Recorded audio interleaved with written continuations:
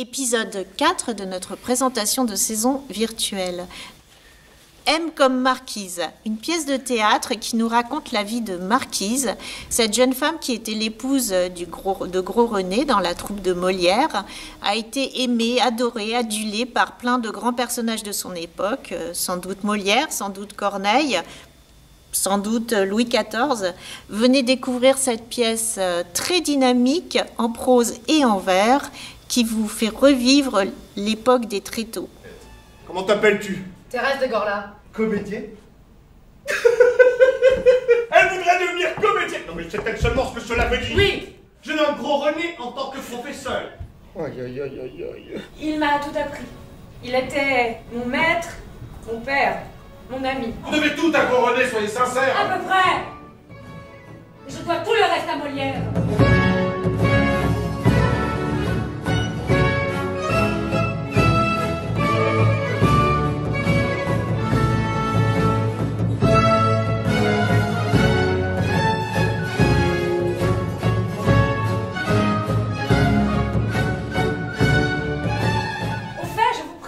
On dit que Molière, très en délicatesse, n'aurait écrit quasi aucune de ses pièces, que Corneille les aurait, pour bien d'autres causes, toutes créées. Les rimes doivent être appuyées, renforcées... Vos rimes n'ont nul besoin d'être accentuées. Silence, mais c'est ainsi que je les ai écrites. Ce n'est plus ainsi qu'elles doivent être dites. Mais Molière, enfin!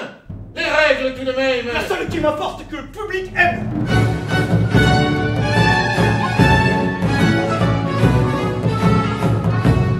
C'est là que tout commence.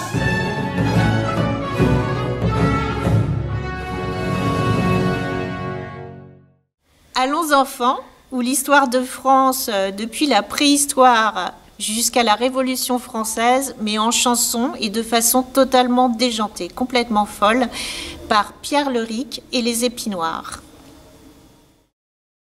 Je suis arrivé jusque-là pour vous raconter votre histoire. Et autant vous le dire tout de suite, c'est pas Jojo. Tu es ma plaine. Oh Charlemagne, tu es montagne, assiège-moi le corps. Laissez-moi t'envahir. Je me présente. Je m'appelle Henri. Je voudrais bien... Ah oui, c'est Henri IV, le protestant. Charlemagne, tu es montagne. Plutôt, tous les Anglais, les Français, la terre entière hors de la France. Oh, t'es fatigué là, Jeanne, t'es fatigué. La vie n'est pas marrante quand on a peur des coups que votre époux vous plante dans les os de vos joues. We can make omelette without breaking eggs. On peut pas faire omelette sans casser les œufs. Croisez-moi et croisez. Que les coups font semblant, que la mort est rideau, que les jeux sont d'enfants. Louis V mourut sitôt qu'on l'appela le fainéant. La mort coiffe au poteau, la mort l'a fait néant. Tu vas devenir empereur. Oui, maman. Et là, tu seras Jésus de... Oui, maman. Jésus d'où? Jésus de... Le retour. Oui, c'est cela l'histoire. Du sang et des larmes. Ray Charles Tribute, le jazz, avec Euros Perric. Un grand moment, ils sont 10 sur scène, des choristes, des musiciens, et vous revivrez, mais vraiment revivrez, car c'est l'héritier spirituel de Ray Charles, tous les grands tubes du magnifique musicien. See the girl with the red dress on, she can burn like a all night long, now, baby. Hey, hey, hey, hey.